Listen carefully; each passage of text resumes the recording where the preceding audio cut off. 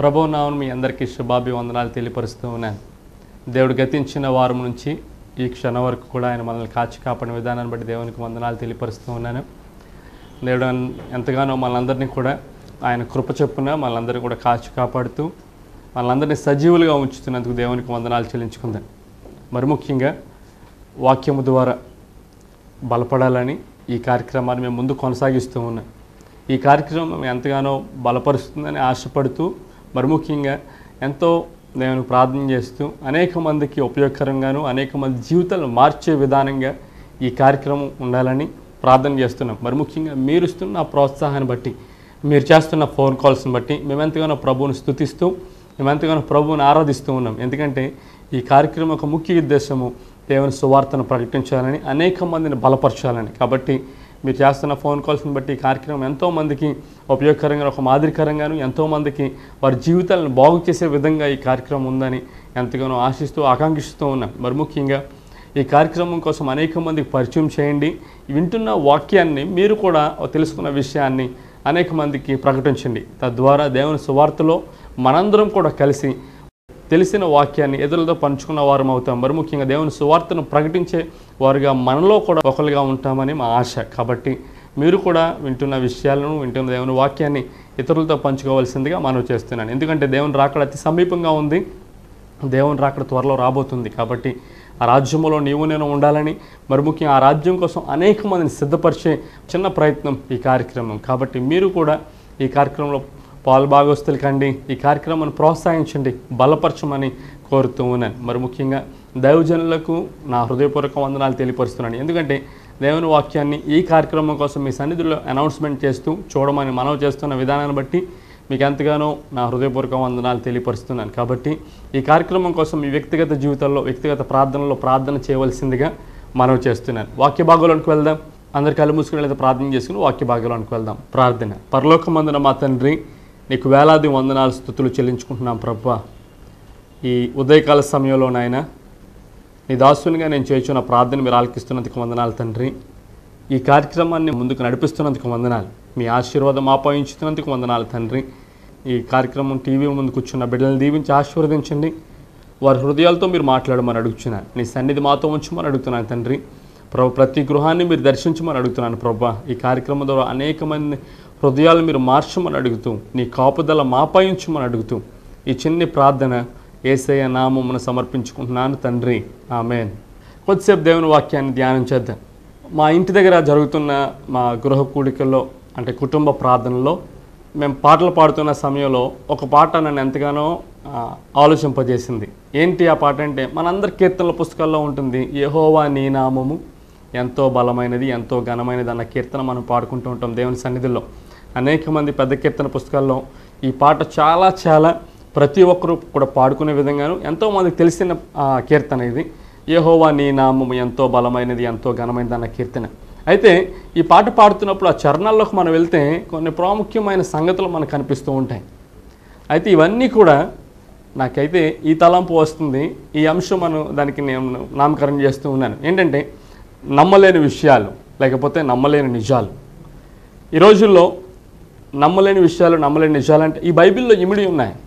ఆ భక్తుడు ఎవరైతే ఈ కీర్తన రాశారో కానీ వాళ్ళకి మా హృదయపూర్వక వందనాలు తెలియపరుస్తున్నాను. ఎందుకంటే కొన్ని ప్రాముఖ్యమైన సంగతులు మనందరూ కూడా ఈ కీర్తన ద్వారా తెలియపరిచి ఉన్నారు. మనందరూ కూడా ప్రతిరోజు లేకపోతే దేవుని సన్నిధిలో పాట పాడుతూ ఉంటాం. దాన్ని అంత కాతురు చేయమంటే పాట పాడేస్తూ ఉంటాం అంతే, కానీ దాంట్లో ఉన్న అర్థాలు మనం గ్రహించం. అయితే ఈ పాటను మేము ధ్యానం చేస్తున్నప్పుడు మా కుటుంబ ప్రార్థనలో కొన్ని ప్రాముఖ్యమైన విషయాలు నేనైతే తెలుసుకున్నాను. అవన్నీ కూడా మనందరికీ కూడా తెలిసినవే. దానికి నమ్మలేని నిజాలని ఈ అంశం ద్వారా మీకు తెలియపరచాలని ఆశపడుతున్నాను. ఏంటి నమ్మలేని నిజాలు? ఈ ప్రజెంట్, ఈ మోడర్న్ జనరేషన్లో మనం చూస్తే ప్రతి ఒక్కరు కూడా చిన్న బిడ్డల దగ్గర నుంచి యవనస్తుల వరకు కూడా కొన్ని విషయాలను గ్రాఫిక్స్ అనో, లేకపోతే విఎఫ్ఎక్స్ అనో, ఆఫ్టర్ ఎఫెక్ట్స్ అనో అంటూ ఉన్నారు. ఏదైనా చూస్తేనే కానీ నమ్మలేని రోజులు. ఏదైనా సరే ఒక కంప్యూటర్ టెక్నీషియన్ ద్వారా, లేకపోతే కంప్యూటర్ ద్వారా చేయగలిగే రోజులు ఇవి. ఒక చూడలేని దృశ్యాన్ని కూడా చూపించగలిగే రోజుల్లో మనం చూస్తూ ఉన్నాం. అంటే ఇవన్నీ గ్రాఫిక్స్ ద్వారాను, విఎఫ్ఎక్స్ ద్వారా చేస్తూ ఉన్నారు. అయితే ఆ రోజుల్లో మనం చూస్తే ఇవన్నీ కూడా నమ్మలేని విషయాలే, కానీ బైబిల్ ఇమిడి ఉన్నాయి. ఈరోజు మన బిడ్డలను పిలిచి ఆ రోజుల్లో భక్తుడైన యెహోషువ ప్రార్థన చేసినప్పుడు సూర్యుడు చంద్రుడు ఒక నాడల్లా నిలిచిపోయారు అంటే చిన్నబిడ్డలు అయితే మన వైపు పైకి కిందకు చూస్తూ ఉంటారు, నిజమా అని. అది అబద్ధం చెప్పకు అని అనొచ్చు కూడా ఈ రోజుల్లో, ఎందుకంటే నమ్మలేని పరిస్థితి అది. అంటే సూర్యుడు చంద్రుడు ఒక నాడల్లా నిలిచిపోయాడా, నిజమేనా, మేము నమ్మాలా అని మన వైపు వెటకారంగా కూడా చూడొచ్చు. కానీ బైబిల్లో అది నిజం, అది జరిగిన సంగతి. బైబిల్ అది చాలా చాలా ఒక సత్యంగా ప్రకటిస్తూ ఉంది. ఎక్కడా కూడా ఏ గ్రంథంలో కూడా జరగలేదు, ఎక్కడా కూడా ఇతర గ్రంథాల్లో మనం అటువంటి గొప్ప కార్యం జరగలేదు. ఒక రోజల్లా సూర్యుడు చంద్రుడు నిలిచిపోయిన సంగతి యెహోషువ గ్రంథము 10వ అధ్యాయము 12 వచనాల నుంచి మనం చూడవచ్చు. భక్తులైన యెహోషువ ప్రార్థన చేస్తున్నప్పుడు ఆజ్ఞాపిస్తున్నప్పుడు సూర్యుడు చంద్రుడు ఒక నాడెల్లా నిలిచిపోయిన సంగతి బైబిల్లో మనం చూస్తున్నాం. అక్కడ ఉంటుంది కదా, ఏ గ్రంథంలో కూడా రచించలేదని. అయితే ఇంకో విషయము, ప్రార్థన చేసినప్పుడు దేవుడు ఆ గొప్ప మొరను ఆలకించాడు.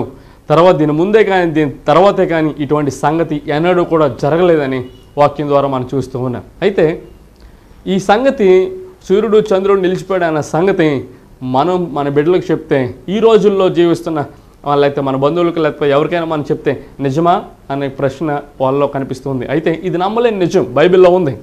మనమైతే సాధారణంగా పాట పాడుతూ ఉంటాం, ఆ చరణంలో ఉంటుంది కదా, యెహోషువ ప్రార్థించగా సూర్యచంద్రులు, ఆ లైన్ మనం పాడుతూ ఉంటాం సాధారణంగా. కానీ అది గొప్ప సంగతి, ఆశ్చర్యమైన కార్యము, మన దేవుడు చేసిన కార్యము, గొప్ప కార్యము. సూర్యుడిని చంద్రుడిని ఒక నాడల్లా నిలిచిపోయేలా చేసిన గొప్ప కార్యము. సృష్టికర్త నీవు నేను కూడా ఆరాధించే దేవుడు. ఈ నమ్మలేని నిజం, ఈ గొప్ప సంగతి ఎక్కడుంది అంటే నీవు నేను కూడా ప్రతిరోజు చదువుతూ ఉన్నాం దేవుని గ్రంథాన్ని. యెహోషువ గ్రంథము 10వ అధ్యాయము 12 నుంచి మనం చూడవచ్చు. ఆ పిక్చర్ మీరు చూస్తున్నారు. యెహోషువ భక్తుడు ఆజ్ఞాపిస్తున్న సమయంలో అక్కడ సూర్యుడు ఆగిపోతున్న ఆ పిక్చర్ మీరు చూస్తున్నారు. ఆ వాక్యాన్ని కూడా మీరు చదువుతున్నారు స్క్రీన్ మీద. అయితే ఎందుకని ఈ విషయం మీకు తెలియపరుస్తున్నాను, ఇవన్నీ కూడా నమ్మలేని నిజాలు. మన బిడ్డలకి ఈ వీటి సంగతి ఈ రోజుల్లో తెలియవు, వాళ్ళకి మనం గుర్తు చేయాల్సిన పరిస్థితిలో మనం ఉన్నాం. కాబట్టి ఈ వాక్యంలో ఉన్న సంగతి ఆ రోజుల్లో యెహోషువ భక్తుడు ప్రార్థన చేసినప్పుడు సూర్యుడు చంద్రుడు ఒక నాడలా నిలిచిపోయారు, గొప్ప కార్యం జరిగించాడు. ఈ రోజుల్లో అయితే జరగలేనివి చూపిస్తూ ఉన్నారేమో కంప్యూటర్స్ ద్వారా, గ్రాఫిక్స్ ద్వారా, కానీ ఆ దేవుడైతే గొప్ప కార్యాన్ని ఆ రోజుల్లో జరిగించాడన్న సంగతి బిడ్డలకు తెలియపరచవలసిందిగా మనం చేస్తున్నాను. ఇంకొక సంగతి మనం చూపించాలని ఆశపడుతున్నాయి. ఇవన్నీ కూడా బైబిల్లో నమ్మలేని నిజాలుగానే మిగిలిపోతూ ఉన్నాయి. ఈరోజు ప్రపంచంలో ఈ విషయాలు చెప్తున్నప్పుడు ఇవన్నీ నిజమేనా లేకపోతే మనల్ని హేళనగా చూసే రోజుల్లో మనం జీవిస్తున్నాం. అయితే బైబిల్లో ఈ సంగతులు ఆనాడే జరిగించినాడు నీవు నేను కూడా ఆరాధించే దేవుడు. ఉదాహరణకి వాక్యంలోనికి వెళ్దాం. దానియేలు గ్రంథం 3వ అధ్యాయము 27వ వచనం నుంచి మనం చూద్దాం. చూస్తే కనుక ఒక సంగతి జరుగుతుంది, దానికి కొన్ని పై వచనాలు కూడా. ఏంటి జరుగుతున్నాయి? ఇక్కడ భక్తులు ఉన్నారు, అక్కడ రాజుగారు ఉన్నారు, నెబుకద్నెజర్ రాజు. కోపం వచ్చింది. అయితే ఏం ఆజ్ఞాపిస్తూ ఉన్నాడు? అక్కడ అగ్నిగుండాన్ని తయారు చేస్తూ ఉన్నారు. దాన్ని 7 అగ్నిని రాజు చేయమన్నాడు. అంటే 7 అగ్నిని పెంచమంటూ ఉన్నాడు. ఎందుకని? ఎవరైతే నా మాట ఖాతరు చేయరో, ఎవరైతే నిలబెట్టిన ఆ స్టాచ్యూకి అంటే ఆ విగ్రహానికి ఎవరైతే నమస్కరించరో వాళ్ళని అగ్నిగుండంలో వేస్తారని గొప్ప ఆజ్ఞ ఈ రాజు దగ్గర నుంచి వచ్చింది. అయితే ఇక్కడున్న భక్తులు మా దేవునికి తప్పించి ఏ దేవుని కూడా మేము పూజలు చేయము, సాష్టాంగ నమస్కారం చేయమని దేవుని మీద ఆధారపడి అందరిలో కూడా నిలిచి, ఎప్పుడైతే అక్కడ సంగీత నాదాలు వినిపిస్తున్నాయో ప్రతి ఒక్కరు కూడా సాష్టాంగ నమస్కారం చేయాలన్న ఆజ్ఞ రాజుగారి దగ్గర నుంచి వచ్చింది. వీళ్ళు ఆ ఆజ్ఞకు లోబడకుండా రాజు ఆజ్ఞకి వ్యతిరేకంగా నిలబడ్డారు. కాబట్టి వీళ్ళని తీసుకెళ్ళి అగ్నిగుండంలో 7 అగ్నిని పెంచి దాంట్లో పడవేయమని ఆజ్ఞ రాజుగారు పంపిస్తూ ఉన్నారు. అయితే దీన్ని మీరు చూడొచ్చు, ఎవరైతే వీళ్ళ ముగ్గురిని ఆ అగ్నిలో పడేద్దామని వెళ్ళారో వాళ్ళు ముందుగా కాలిపోయారు. వాళ్ళు ఆ బయట ఉన్నారు. ఆ పిక్చర్ మీరు చూస్తూ ఉన్నారు. అయితే వీళ్ళు అగ్నిగుండంలో పాడేశారు. రాజుగారు చూస్తూ ఉన్నారు. రాజుగారు చూస్తున్నప్పుడు అంట అక్కడ 3 వ్యక్తుల కన్నా ఇంకో వ్యక్తి కూడా కనిపిస్తూ ఉన్నాడు. ఎంతమంది? 4 కనిపిస్తున్నారు. వాక్యం మీరు చదవచ్చు. ఇదేంటి, మనం పడేసింది 3 కదా, 4వ వ్యక్తి కనిపిస్తున్నారు. ఆ 4వ వ్యక్తి రూపం దేవతల రూపంలా ఉంది అని నెబుకద్నెజర్ రాజు మాట్లాడుతూ ఉన్నాడు. అర్థమవుతుంది? ఈరోజు ఒక చిన్న క్యాండిల్ వెలిగించి ఒక 2 నిమిషాలు మన వేలు ఆ క్యాండిల్ అగ్నిలో పెడితే కనుక వెంటనే కాలిపోతుంది. కాలిపోయి ఆ వేలంతా కూడా వాటర్ బబుల్ వచ్చేసి చాలా పెయిన్ఫుల్గా మనకు ఉంటుంది. అయితే ఆ 7 పెంచిన అగ్నిగుండంలో వీళ్ళని పడేసినప్పుడు దేవుడు యేసుప్రభువు వాళ్ళ మధ్య నిలబడుతూ ఉన్నాడు. ఒక్క విషయం గమనించాలి, నేర్చుకోవాలి. అయితే ఈ రాజు ఆశ్చర్యం వేస్తుంది. ఏంటి వాళ్ళకి ఏం అవ్వట్లేదు? సంచరిస్తూ ఉన్నారు, సంతోషంగా ఉన్నారు, వాళ్ళు 4వ వ్యక్తి ఉన్నాడు, వాళ్ళని బయటకు పిలిపించండి అన్నప్పుడు అగ్నిగుండంలోంచి బయటకు వస్తున్న పిక్చర్ మీరు చూస్తూ ఉన్నారు. బయటకు వచ్చిన తర్వాత వాక్యం సెలవిస్తుంది కదా, వాళ్ళ దగ్గర ఆ లోన పాడేసినప్పుడు ఎటువంటి హాని వాళ్ళకి జరగలేదు, అలాగే ఈవెన్ ఆ పొగ వాసన కూడా వాళ్ళ దగ్గర లేదు అని. ఈరోజు మన బిడ్డలకి నాన్న లేకపోతే పాప ఈ భక్తులైన షడ్రక్ మేషక్ అగ్నిగుండంలో పాడేశారు, వాళ్ళకి ఎటువంటి హాని జరగలేదు, వాళ్ళ దగ్గర పొగ వాసన కూడా రాలేదు, తల వెంట్రు కూడా కాలిపోలేదు అని మనం చెప్పినప్పుడు వెటకారంగా మనం చూస్తూ ఉంటారు, అంటే హేళన చేస్తూ ఉంటారు. నిజమా అని? ఇవన్నీ కూడా నమ్మలేని నిజాలుగా మనకు కనిపిస్తూ ఉన్నాయి, బైబిల్ గ్రంథంలో రచించబడి ఉన్నాయి, జరిగిన సంగతులు ఇవన్నీ కూడా. ఈ రోజుల్లో వాటిని చెప్పినప్పుడు మన బిడ్డలకు తెలియదు, వాళ్ళు మనల్ని హేళన చేసే రోజులుగా మనం చూస్తున్నారు. కానీ ఇవన్నీ కూడా బైబిల్లో నమ్మలేని నిజాలుగా, అన్బిలీవబుల్ ఫ్యాక్ట్స్గా మనకు కనిపిస్తూ ఉన్నాయి. కాబట్టి మన బిడ్డలకు తెలియపరచవలసిన రోజులు మనకి వస్తూ ఉన్నాయి. కాబట్టి దేవుని వాక్యంలో గొప్ప సంగతులు ఉన్నాయి, ఇవన్నీ కూడా వాళ్ళకి తెలియపరచాలి. అయితే ఇంకొంచెం లోతుగా వాక్యంలోనికి వెళ్దాం. భక్తుడైన సంసోను ఉన్నాడు. అయితే ఆయన ఒకరోజు మార్గంలో వెళ్తున్నప్పుడు ద్రాక్ష తోటల దగ్గరికి వచ్చినప్పుడు, తిమ్నాత ప్రాంతంలో ద్రాక్ష తోటల దగ్గరికి వచ్చినప్పుడు ఒక కొదమ సింహం ఆయన ఎదురుపడుతూ ఉంది. కొదమ సింహం బొబ్బరిస్తూ ఆయన మీదకి వస్తున్న సమయంలో ఒక మేక పిల్లను చీల్చివేసినట్టు ఆ సింహాన్ని చీల్చివేస్తూ ఉన్నాడు. ఆ పిక్చర్ మీరు చూస్తూ ఉన్నారు. పరిశుద్ధాత్మ తోడుగా ఉండగా ఈ గొప్ప కార్యాన్ని ఆయన జరిగిస్తూ ఉన్నాడు. ఈ రోజుల్లో ఒక జూ పార్క్లో ఎవరైనా పడిపోతుంటే వెంటనే గాడ్స్ వెళ్ళిపోయి అక్కడ సింహం కానీ పులి కానీ ఏ హాని చేయకుండా వెంటనే కాపాడేస్తూ లేకపోతే ఆయన లాగేస్తూ ఫేస్బుక్లో దాన్ని పోస్ట్ చేస్తూ మనందరూ కూడా వింతగా మనం చూస్తూ ఉన్నాం, ఏమవుతుంది దానికి న్యూస్లో కూడా మనం చూస్తూ ఉన్నాం. అయితే ఆ రోజుల్లో ఒక సింహాన్ని సైతం దేవుని ఆత్మ ద్వారా ఎదుకొని మేకపిల్లను చీల్చివేసినట్టు చీల్చివేస్తారని బైబిల్ వాక్యం మనకు సెలవిస్తుంది. ఎక్కడుంది?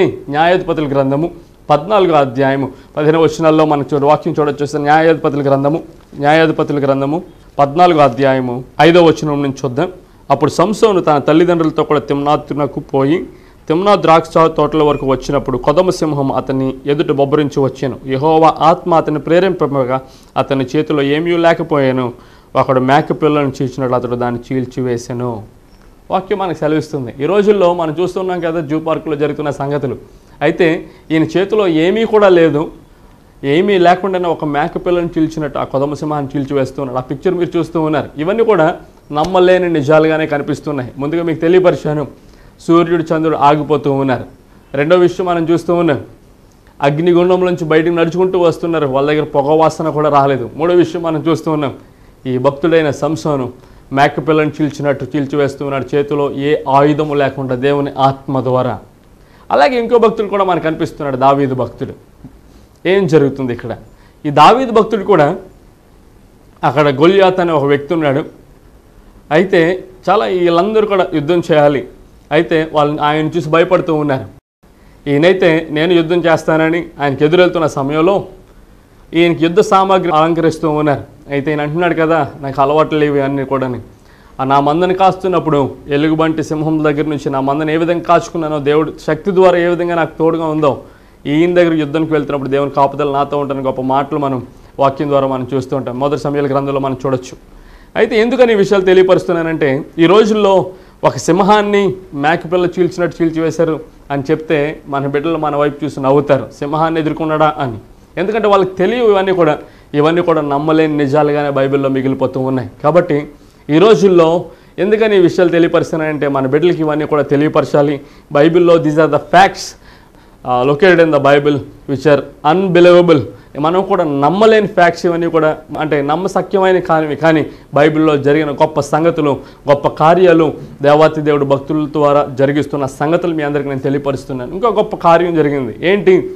ఐగుప్తులో ఉన్న ఇశ్రాయేలీలందరినీ కూడా దేవాతి దేవుడు మోషే గారిని పంపించి వాళ్ళందరూ విడిపిస్తున్నప్పుడు వాళ్ళందరూ నడిపిస్తున్న గొప్ప నాయకుడు భక్తుడైన మోషే. అయితే వాళ్ళందరూ కూడా ఐగుప్తు నుంచి బయలుదేరి వస్తూ ఉన్నారు. వీళ్ళకి ఎదురొచ్చింది. ఏమి ఎదురొచ్చింది? ఎర్ర సముద్రం ఎదురొచ్చింది. వెనకతలేమో ఫరో సైన్యం తమ్ముతో ఉంది, ఎదురేమో ఎర్ర సముద్రం ఎదురొచ్చింది. అయితే ఇప్పుడు ఏం చేయాలి? వాక్యం మనం చూస్తే నిర్గమాకాండం 14వ అధ్యాయంలో మనం చూస్తే ఎర్ర సముద్రం దగ్గరికి వచ్చి ఈ మోషే, భక్తుడైన మోషే, ఆయన చేయి ఆ సముద్రం వైపు చూపిస్తూ పైకెత్తి ప్రార్థన చేస్తున్న సమయంలో ఈ ఎర్ర సముద్రం అంట 2 పాయలుగా అయిపోయి గోళ్ల వల్ల నిలబడి మధ్యనంత 6 నెలలు వచ్చి ఈ 6 నెలల్లో ఇశ్రాయేల్ ప్రజలందరూ నడుచుకుంటూ వెళ్తున్న సంగతి మనం చూస్తూ ఉన్నాం. ఈరోజు మన బిడ్డల్ని ఏ బీచ్ దగ్గరికన్నా తీసుకెళ్ళి ఇది 2 పాయలు అయిపోయింది ఆ రోజుల్లో, ఇలాగే సముద్రం 2 పాయలు అయిపోయింది, ఇది మధ్య నడిచి వెళ్ళారంటే మనల్ని హేళన చేసే రోజులు, వెటకారంగా చూసే రోజులు. ఎందుకని ఈ విషయాలు తెలియపరుస్తున్నానంటే బైబిల్లో జరిగిన సంగతులు, గొప్ప కార్యము. దేవుడు మా భక్తులందరికీ, అక్కడ ఉన్న ఇశ్రాయేలులందరికీ తోడుగా ఉండి ఈవెన్ సముద్రాన్ని సైతం గోడలుగా నిలబెట్టి 6 నెలల్లో నడిపించిన దేవుడు, నీవు నేను కూడా ఆరాధిస్తున్న దేవుడు. ఇవన్నీ కూడా అన్బిలీవబుల్ ఫ్యాక్ట్స్గా మనం చూడవచ్చు బైబిల్లో. అయితే ఎందుకని ఈ విషయాలు మనం ధ్యానం చేయాలి? ఈ రోజుల్లో సముద్రం 2 పాయలు అయిపోయిందంటే ఎవరు కూడా నమ్మరు. మన బిడ్డలు సైతం, మన కన్న బిడ్డలు సైతం నమ్మరు. కానీ బైబిల్లో ఇవన్నీ కూడా ఇమిడి ఉన్నాయి. వీటిని మనం నేర్చుకుంటున్నాం, వీటిని మనం చూస్తున్నాం. ఒక విషయం గమనించాలి, ఈ 4 అంశాల నుంచి కొన్ని ప్రాముఖ్యమైన విషయాలు మనం నేర్చుకోవచ్చు. ఏంటి ఆ విషయాలు? మొట్టమొదటిగా మనం చూద్దాం. దానియేలు గ్రంథంలో 3వ అధ్యాయం 27వ వచనం మనం చూస్తున్నప్పుడు, వీళ్ళు ముగ్గురు కూడా అగ్నిగుండంలో ఉన్నప్పుడు ఈ రాజుకి 4వ వ్యక్తి కనిపిస్తూ ఉన్నాడు. ఆ పిక్చర్ మీరు చూస్తూ ఉన్నారు. ఈ 4వ వ్యక్తి ఎవరు? దేవతల రూపంలో ఉన్నారని ఆ రాజుగారే చెబుతూ ఉన్నారు. ఈరోజు నీవు నేను కూడా ఒక అగ్ని వంటి సమస్యలతో కూరుకుపోతూ, బాధపడుతూ, ఎంతో సమస్యల్లో నలిగిపోతున్న మనము, ఒక అగ్నిగుండంలో ఉన్న వాళ్ళు ఎంత అటువంటి బాధల్లో ఉన్న మనము, మనకు తోడుగా యేసు ప్రభు వారు మనతో కూడా నిలబడతాడన్న గొప్ప రుజువు మనకు కనిపిస్తూ ఉంది. ఈరోజు ఈ కార్యక్రమం చూస్తూ ఎటువంటి బాధల్లో ఉన్నావో నాకు తెలియదు, కానీ ఈ అగ్నిగుండంలో వీళ్ళు ఏ విధంగా అగ్నిగుండంలో ఏ విధంగా లోన ఉన్నప్పుడు అది చాలా బాధాకరమైన పరిస్థితి, చనిపోతారేమో అన్న పరిస్థితి. ఆ సమయంలో కూడా యేసు ప్రభు వారు వాళ్ళ తోడుగా ఉన్న పరిస్థితిని మనం చూస్తున్నాం వాక్యం ద్వారా. మరి ఈరోజు నిన్న నేడు ఏకరీతిగా ఉంటానన్న దేవుడు నీతో కూడా ఉండడా అన్న ఆలోచన నీకు వస్తే కనుక తప్పకుండా దేవుడు అటువంటి సమస్యల్లో నీతో కూడా ఉంటాడని గొప్ప ధైర్యాన్ని ఒక సేవకునిగా మీకు తెలియపరుస్తూ ఉన్నాను. మోషే గారి దగ్గరికి వద్దాం. మోషే గారి దగ్గరికి వచ్చినప్పుడు ఇశ్రాయేలు ప్రజలందరినీ నడిపిస్తూ ఉండగా ఎర్ర సముద్రం ఎదురొచ్చింది. ఎర్ర సముద్రం ఎదురొస్తే ఏం చేయాలి, ఈ సముద్రం దాటి ఎలా వెళ్ళాలని ఆలోచన రాలేదు. దేవుని వైపు చూసి ప్రార్థన చేసినప్పుడు ఆ సముద్రాన్ని సైతం 2 పాయలుగా చేసిన దేవుడు గొప్ప దేవుడు. అయితే నువ్వు అనుకోవచ్చు, నీ కుటుంబంలో ఈ సముద్రం ఎగిసెగిసిపడుతూ ఉంటుంది, మీదకు వస్తూ ఉంటుంది, దాంట్లో మునిగిపోతామేమో అన్న ఆలోచన మనకు కనిపిస్తూ ఉంటుంది. అలాగే ఈ సముద్రం వంటి సమస్యలు నీకు ఎదురొచ్చినా, బాధలు వచ్చినా, ఆ బాధలు నీ మీదకు వస్తున్నా సరే, ఆ బాధలను సైతం 2 పాయలుగా చేసి ఆ బాధల మధ్యలో నడిపించే గొప్ప దేవుడు, నీవు నేను కూడా ఆరాధిస్తున్న దేవుడు. మరి ఈరోజు ఆలోచించే అటువంటి సమస్యలు ఏమున్నాయో నాకు తెలియదు, కానీ అటువంటి సమస్యల్లో నువ్వు ఉంటే కనుక ఈ సముద్రాలు సైతం దాటించిన గొప్ప దేవుడు నీకున్న సమస్యల బాధల నుంచి నిన్ను కూడా నడిపించగలడు, ఆ గొప్ప కార్యాన్ని జరిగించగలడని నీకు తెలియపరుస్తూ ఉన్నాను. ఇంకో విషయం మనం చూద్దాం. సంసోను దగ్గరికి వచ్చినప్పుడు కొదమ సింహం ఎదురుపడుతూ ఉంది, అది బొబ్బరిస్తూ ఉంది, మీదకు వస్తూ ఉంది. చేతిలో చూస్తే ఏ ఆయుధం లేదు, ఏం చేయాలో తెలియదు. కానీ దేవుని ఆత్మ ఆయనతో ఉండగా ఆ సింహాన్ని చీల్చివేసిన గొప్ప సంగతి మనం చూస్తున్నాం. ఒక మేక పిల్లలా చీల్చివేసిన సంగతి నీవు నేను కూడా చూస్తూ ఉన్నాం. అయితే ఈరోజు శత్రువు నీ మీదకు వస్తూ ఉండొచ్చు, నీవేం చేయాలో తెలియని పరిస్థితుల్లో నువ్వు ఉండొచ్చు. ఆ శత్రువు నీ మీదకి చంపేయాలన్న ఇదిగా, లేకపోతే శత్రువులతో ఏక సమూహంగా నీ మీదకి రావచ్చు, ఏం చేయాలో తెలియని పరిస్థితి కావచ్చు. అయితే దేవుని ఆత్మ నీతో ఉంటుంది. ఆ శత్రువుని సైతం జయించే గొప్ప శక్తిని దేవునికి ఇవ్వబోతున్నాడని వాక్యం ద్వారా తెలియపరుస్తున్నాను. ఈ సంగతులు మనం చూస్తున్నప్పుడు ఇవన్నీ కూడా నమ్మలేని నిజాలు, నమ్మలేని విషయాలుగా బైబిల్లో ఉన్నాయి. అప్పుడు జరిగించిన గొప్ప కార్యాలను బట్టి దేవుడు ఈరోజు కూడా ఆ గొప్ప కార్యాలు నీతో జరిగించడా, లేకపోతే ఈరోజు ఆ గొప్ప కార్యాలు నీ గృహంలో చేయడా, మనం బాధల్లో నలిగిపోతుండే సముద్రంలో మనకి ఎన్నో అడ్డుగోడలు రావచ్చు, వచ్చినా సరే వాటన్నిటిని కూడా 2 పాయలుగా చేసి నడిపించిన దేవుడు ఈరోజు నీకున్న సమస్యల నుంచి కూడా నిన్ను నడిపించగలడని గొప్ప ధైర్యాన్ని తెలియపరుస్తూ ఉన్నాను. శత్రువులు ఎదురొచ్చినా సరే ఈ భక్తుడైన సంసోను ఏ విధంగా ఆ సింహాన్ని చీల్చివేశాడో నిన్ను కూడా అట్టి విధంగా ఆ శత్రువుల మీద నుంచి జయం కలిగించే గొప్ప దేవుడు మన దేవుడు, నీవు నేను ఆరాధిస్తున్న దేవుడు. అగ్నిగుండంలో వాళ్ళు కాలిపోతున్నాడు, వాళ్ళతో ఉన్న దేవుడు ఈరోజు నీతో సమస్యల్లో నీతో కూడా నిలబడుతున్నాను గొప్ప వాగ్దానం ఇస్తున్న దేవుడు, నీవు నేను ఆరాధిస్తున్న దేవుడు. ఎందుకని ఈ విషయాలు తెలియపరుస్తున్నానంటే, ఒక పాట పాడుతున్నప్పుడు మనం పెద్ద ఖాతరు చేయము.